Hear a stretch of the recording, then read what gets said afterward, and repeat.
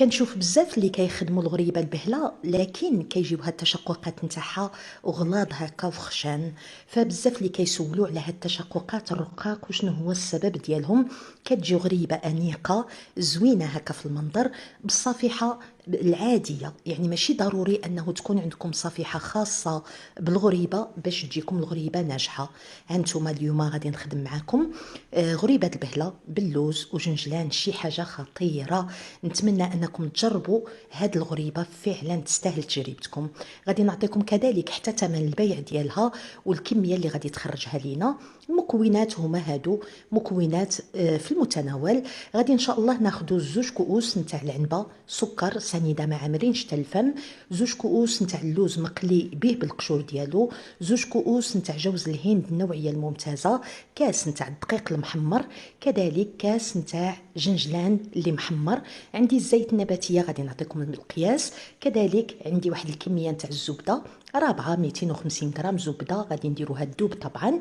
عندي هنايا 900 غرام نتاع الدقيق، كذلك ربعه نتاع لي ساشي نتاع خمره الحلويات وبودره القرفه النوعيه الممتازه اكيد. غادي نشوفوا كيفاش نخدموا هاد المكونات، طريقه سهله ماهله. غادي ناخذوا 900 غرام تاع الدقيق الابيض المنخول، كذلك داك اللوز اللي به بالقشور مقلي في الزيت ولا محمر، انا هشيته هكا رقيق. كذلك طحنت داك الكاس نتاع جنجلان اللي محمر اكيد. غادي ندير كاس نتاع الدقيق المحمر اللي كنخدموا به السفوف، كذلك زوج كؤوس نتاع جوز الهند النوعيه الممتازه، وزوج كؤوس ما عامرينش نتاع سكر سنيده. هنا القرفه غادي نديرو تقريبا يا اما نصف ملعقه كبيره هكا محترمه نتاع القرفه النوعيه الممتازه، يا اما معلقه صغيره. هنايا غادي ندير البيكين باودر اللي عندي 4 لي ساشي نتاع 7 غرام. وهنايا الزبده اكيد في الاول غادي ندوبوها ونخليوها تدفى معنا شويه، رشه ملح كيف ما شفتوا. غادي نحاول انني نخلط النواشف. فبغيت نقول لكم الا ما كانش عندكم الدقيق المحمر ممكن تعوضوه بكاس نتاع البسكوي مطحون، اي بسكوي كان عندكم. هنايا من بعد ما خلطنا النواشف غادي يجي الوقيته نتاع السوائل. بالنسبه للكيسان تاع الزيت انا درت زوج كؤوس ونصف نتاع العنبه حتى لثلاثه د الكؤوس، غادي نفسر لكم. وكتشوفوا انني ضفت حتى الزبده. اكيد غادي تلاحظوا ان الصوره تبدلات، كنت كنخدم في القصعه من بعدها جا التبصيل، فديك اللقطه كانت مشات لي من البورطابل. بغيت غير نوريكم كيفاش كنخلطوا الغريبه غير بهذه الطريقه، لان كنت ديجا بارطاجيت معكم نصف الكميه اللي بارطاجيتها معكم في هذا الفيديو. فاخواتي غادي تخلطوها عادي. ملي تضيفوا السوائل غادي ديروا مثلا زوج كؤوس ونصف نتاع الزيت النباتيه، كذلك ديك الزبده المذابه الدافئه، وغادي تحاولوا تخلطوا بهذه الطريقه. وفي نفس الوقت دائما تيستيو وتشوفوا واش غادي تكور لكم الغريبه بسهوله.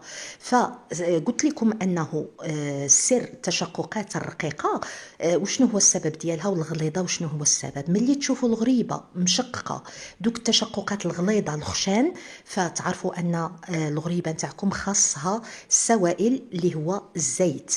فغادي تبقاو نتوما من تشوفوا العجينه ما كتكور لكمش بسهوله تبقاو تضيفوا الزيت شويه بشويه. داكشي علاش قلت لكم انه كندير زوج كؤوس ونصف في الاول ونتيستي. الا ما تكورات ليش دغيا فنزيد لها شويه الزيت، نقدر نوصل حتى ل3 كؤوس.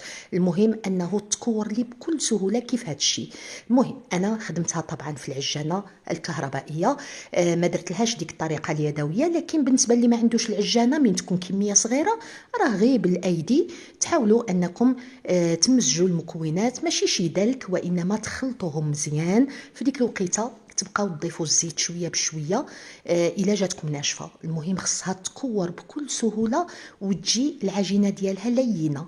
سمعتوا البنات، هذاك هو السر نتاع التشققات الرقاق اللي كتعطينا الغريبه البهله من بعد ما طيب. اما الا كانت خشان وغلاظ ففي ديك الوقيته تعرفوا ان العجينه قاصحه وناقصها لدام. فديروا لي واحد اللايك عافاكم، الله يجازيكم بكل الخير واحبكم في الله. المهم هنا البنات جبت العجينه ديالي باش نكورها، لكن راني قطعت الفيديو لان اتضح لي انه كيبان وجهي في ديك الصينيه. فحاولت كذلك ناخذ لكم لقطه من التكوار نتاع الغريبه. انا في ديك الوقيته غير قطعت دوك اللقطات غير باش تشوفوا. كنت نخدم ولكن ما نقدرش نحط هكاك الفيديو. صافي هنا غادي نكورها بهذا الشكل.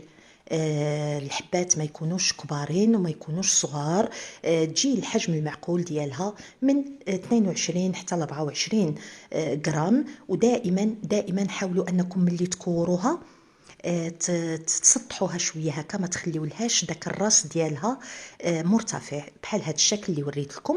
الفران طبعا يكون سخون وسخون مزيان مزيان.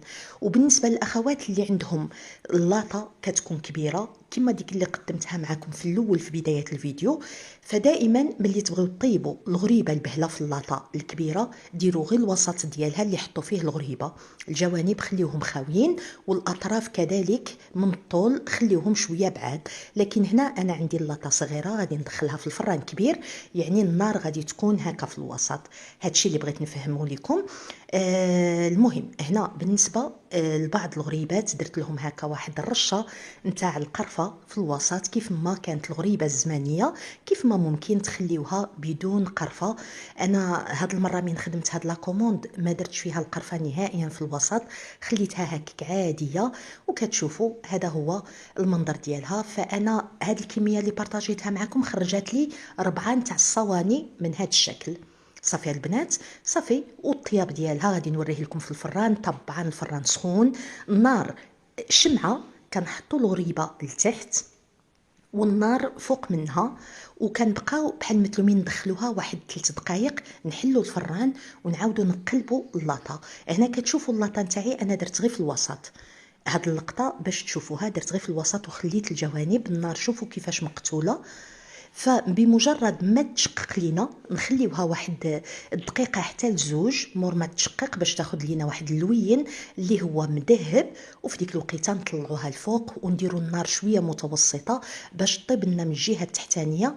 يلا واحد 4 دقائق هكا ونحيدوها. يعني النار ملي تكون فوق من الوجه نتاع الغريبه كتكون مقتوله، نخليوها تقريبا واحد 3 دقائق، نحلوا الفران وندوروا اللاطه ديالنا ونسدوا ونخليوها هكا واحد 2 دقائق ولا غادي تشقق وغادي ياخذ لينا اللون محمر هكا. وبعديها نطلعوها الفوق ونجهدوا شويه النار، ماشي نجهدوا وانما نديروها متوسطه. نخليوها هكا واحد 3 دقائق 4 دقائق غادي طيب لينا هي هذيك. فكتشوفوا المنظر نتاعها، التشققات ديالها كيف ما قلت لكم تشققات الغلاظ، يعني انه الغريبه خاصها الزيت النباتيه. تشققات ملي يكونوا هكا رقاق وحلوين فهذه يعني راه فيها كميه مناسبه نتاع الزيت النباتيه باش عطاونا هذا المنظر الاكثر من رائع. كيف ما قلت لكم بدون صفيحه خاصه بالغريبات، انا ما كنكسبش في الدار ديك الصفيحه الخاصه بالغريبات، وسبحان الله ما امنتش بها من الاول. كنقول انه الغريبه هكا تعجبني حتى ملي يكون القاع ديالها مبسط ماشي مقعر. وهي راها على العموم وصفة ناجحة كتشقق، بغات بالصفيحة الخاصة ولا بالصفيحة الأخرى اللي كتكون عادية. فنتمنى أنكم تجربوها. المهم أنا كانت عندي هنا واحد لاكوموند كانت غادي تمشي لأوروبا بها بسلو، المهم من تشكيلات أخرين. المهم هذا هو المنظر النهائي. خرجت لي 2 كيلو و300 غرام هاد الكمية. ثمن البيع 100 درهم للكيلو لأنها مخدومة باللوز وكذلك بجنجلان ونوض كوكو النوعية الممتازة.